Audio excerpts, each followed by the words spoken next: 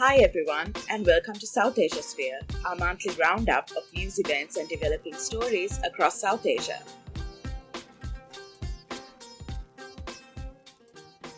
I'm Raisa, and I'm joined by my colleagues Shubhanga, Marlan, and Shweta. Hi guys. Hello. Hi. Hi. So, our big story in this edition is on the economic implications of Russia's war on Ukraine. In Around Southasia in 5 minutes, we're talking about the junta's crackdown on the People's Defense Force in Myanmar, the food crisis in Afghanistan, and new regulations on video and streaming services in Bangladesh and Nepal. I'm going to talk about what's happening in Ukraine first and how it impacts the region. So, as you guys might already know, the UN General Assembly called for Russia to stop the war in Ukraine, passing a resolution with 141 nations voting for and 5 against, with 35 nations abstaining. From the South Asian region, Nepal, Bhutan, the Maldives, Myanmar, and Afghanistan voted in favor of Ukraine and the UN resolution, while India, Pakistan, Bangladesh, and Sri Lanka abstained. Of course, each nation voted one way or the other based on a myriad of factors, including their pre-existing relationships with Ukraine and Russia.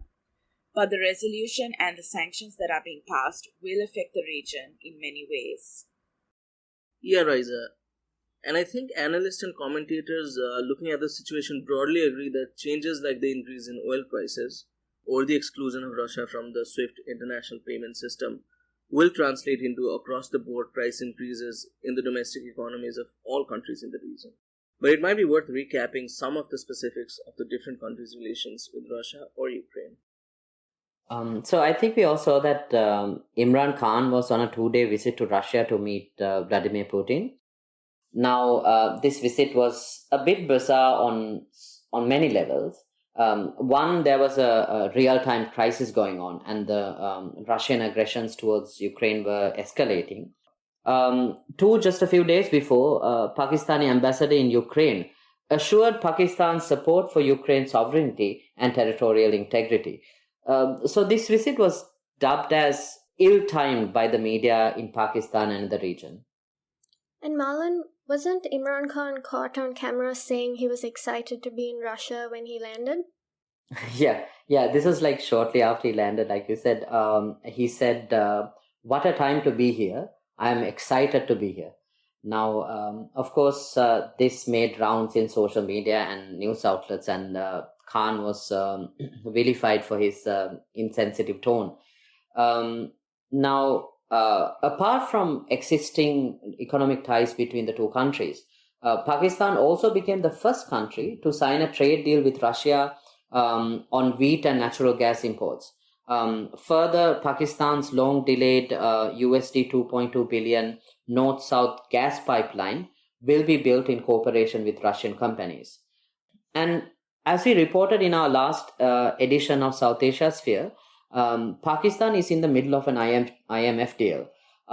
There were media outlets that speculated whether Khan's visit could, in fact, impact IMF support, since both the World Bank and the IMF have called for collective international action against Russia.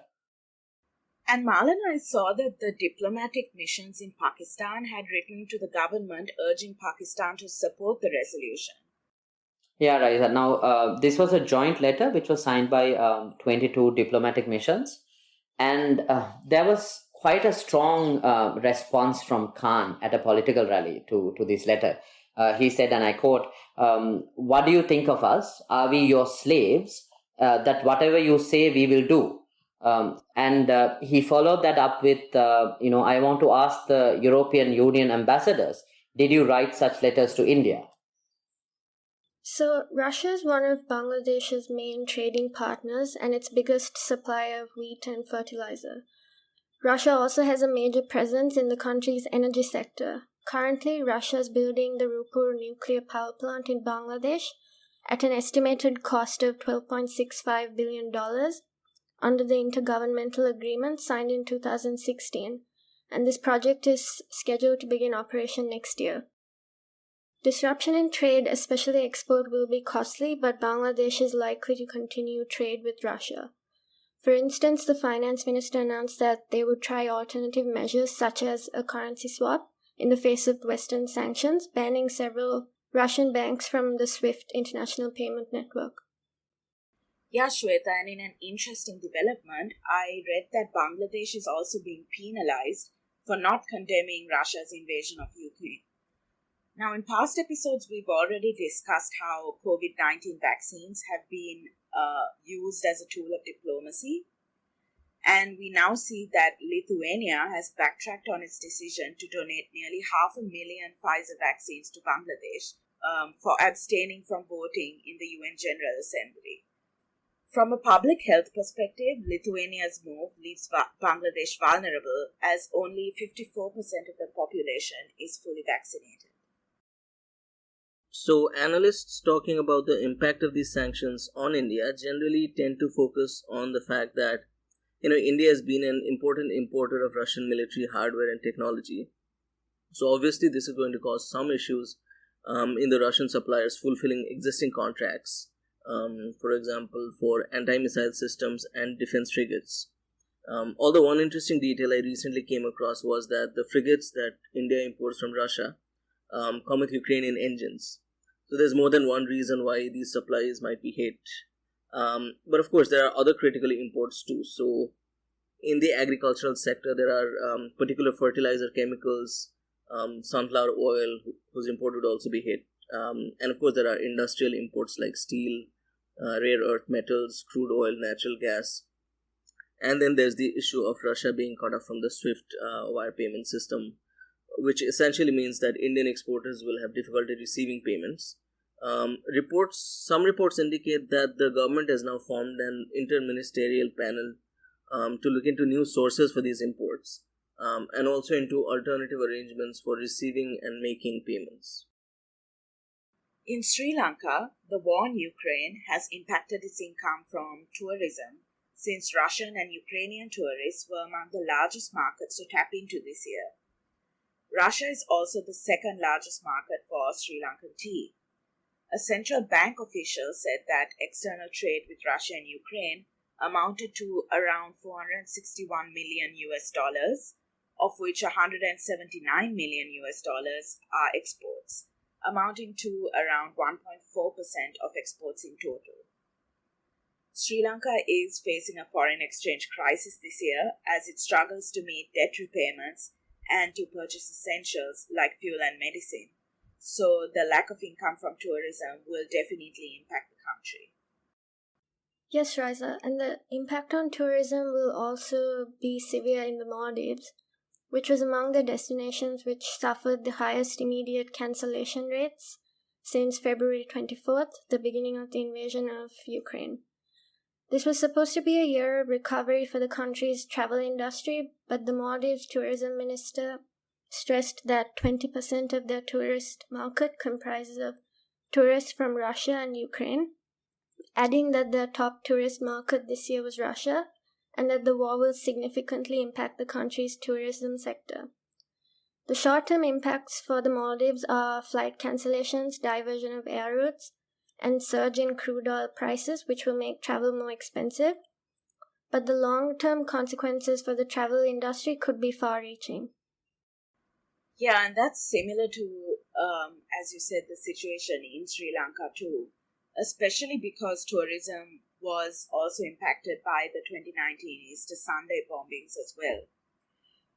As a result, Sri Lanka has really been feeling the crunch with several debt repayments due this year. In fact, as we're recording this yesterday, there was a massive protest led by the opposition, but there have also been people just coming out on the streets and protesting things like the daily power cuts. But, more to the point of what we were talking about, this is perhaps one reason that Sri Lanka abstained from the UN resolution on Ukraine. And shortly after the vote, it was reported that Sri Lanka had requested around $300 million of a credit line to purchase crude oil, gas, and coal from Russia. Now, it's not clear whether this request was made before war was declared, But to outsiders, it certainly looked like Sri Lanka was taking a neutral position in order to ask for money to keep the lights on, literally.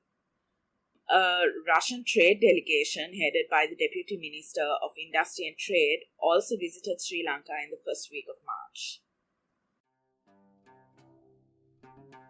Moving on to our next segment, Around Southasia in 5 minutes.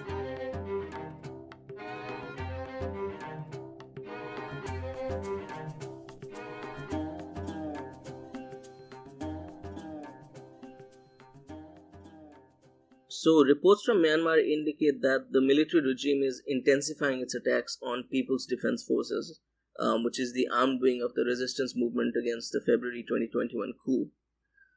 Earlier this month, the junta government reportedly decided on pursuing a new round of military campaigns against the PDF forces, largely in the northwestern Sagaing region, which borders northeastern India, and which has also seen about 40% of the overall casualty since the military coup. Now, media organizations covering Myanmar have described this campaign as one aimed at quote-unquote elimination of the resistance forces. Irrawaddy magazine has in fact called it Kill All, Torch All mission, and the report that the aim is to eliminate resistance in the region before the annual Armed Forces Day on March 27th. It should also be noted that several townships in the region have now been experiencing internet slowdowns and shutdowns for months now. And more recently, the internet block has been extended to all but 4 cities in the region. In Afghanistan, acute malnutrition is spiking across the country, with 95% of households experiencing food insecurity and nearly 23 million Afghans at the risk of famine. The fallout from Russia's invasion of Ukraine, like the supply chain issues and shifting global interest to Ukraine, could also compound the hunger crisis in Afghanistan as foreign aid is diverted to help refugees in Europe. There have been several reports over the last 2 months of the desperate measures taken by people, such as selling organs to support their families. A new Human Rights Watch report on censorship and violence against Afghan media notes that many journalists said they or their colleagues have been beaten for trying to report on this rising food prices, among other subjects that cast Taliban officials in a bad light.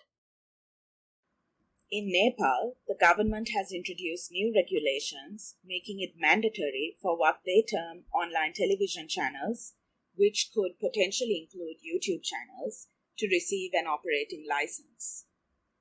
The government has also set a fee of 500,000 rupees to receive an operating license. The new broadcast regulations also make it mandatory to classify the program's broadcast. While these regulations have ostensibly been introduced to prevent the spread of disinformation and false news, they will likely impinge on freedom of expression and reduce the diversity of online news and YouTube content if they are implemented. So, over in Bangladesh, in early February, Bangladesh Telecommunication Regulatory Commission, BTRC, drafted a set of rules for over-the-top OTT media platforms. As the Dhaka Tribune reported, the guidelines would require OTT platforms to register after obtaining a security clearance, and they will also have to follow rules regarding obscenity, defamation, and hurting religious sentiment. Now, a lot of criticism is leveled against this draft bill. Access Now, representing an international coalition of 45 organizations, has urged BTRC to scrap the bill.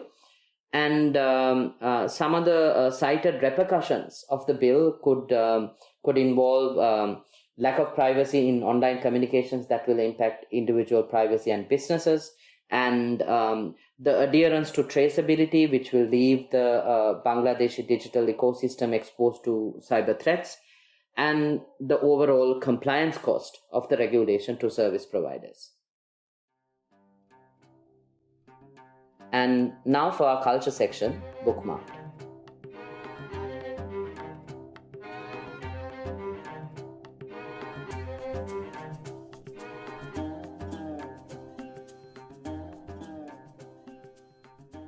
So let me start things off. I have a movie recommendation from Bhutan. It's called Lunana, A Yak in the Classroom. I was actually supposed to talk about it last month, but since I couldn't watch it then, we didn't actually talk about it. So when I finally got around to watching it, it was nominated for an Oscar in the international feature category. Now this film is directed by Paavo Dorji, and it marks the first Oscar nomination for Bhutan. The Academy had to actually update its website since it did not have Bhutan or Songkha, the official language of Bhutan, for Dorji could submit the film. Talking a little about the film, I think what I really liked was its cinematography. It's really amazing. The sweeping landscapes, the expansive mountains are shot beautifully. And I also listened to an interview by the director who kind of explained how difficult it was for the crew to shoot the film. Because the trek up to Lunana is actually 8 days. This is mentioned in the film as well, and they had to take all the equipment, including solar panels and batteries for the equipment up the mountain. I won't go into the storyline much, but it's quite simple and not completely original. It's basically like a city dweller who goes to a utopian village and has revelations about life. But it's a bit difficult not to like this film, and I guess the ending is not so predictable, so I won't say much more than that. And I also really like the music. There's actually a folk song that the main character has to learn, and it's really, really beautiful. And after the film, I actually checked out some of the some other folk songs on YouTube. So yeah, this is my recommendation for the month. Thanks, Marlon. So my recommendation is Tech Tales, which is an initiative by Engage Media. Engage Media is this non-profit organization which supports digital rights, open and secure technology, and social issue documentaries. And Tech Tales is this series of short films which highlights digital rights issues across the Asia-Pacific region, which includes the South Asian region as well. So, for instance, they have an animated short video about a trishaw driver who is always on his smartphone, and what happens when he just clicks yes on every permission the app asks him, or rather all the apps that he's using. He's a frequent user of different kinds of apps, and it's kind of told from a child's perspective, which is interesting. And there's another one on Myanmar and the internet and information blackout after the military coup a year ago, and how it's impacted daily life. That one was anonymously produced, and the whole video is kind of shot in dim light, so you can't see the main characters, which really underscores how what is considered even an online restriction can also bleed into everyday life. And that's something the film kind of shows in terms of its content as well. Even the videos outside of the region are still quite relevant, talking about topics like online gender-based violence, facial recognition systems and biometrics, and legislation being used to arrest social media users, including cartoonists, journalists, and musicians. In terms of the style of the series, it's actually a mix of documentary, skits, and animated videos. But the common thread is that they're talking about different aspects of digital rights. So if that's something that interests you, I would recommend checking it out. Okay. Just a quick question about the trishaw driver who, clicks yes on every permission on the app. Because I do that. What happens to guy? So he kind of flees the country because he suddenly realizes that he's being tracked everywhere, and he tries to escape from it.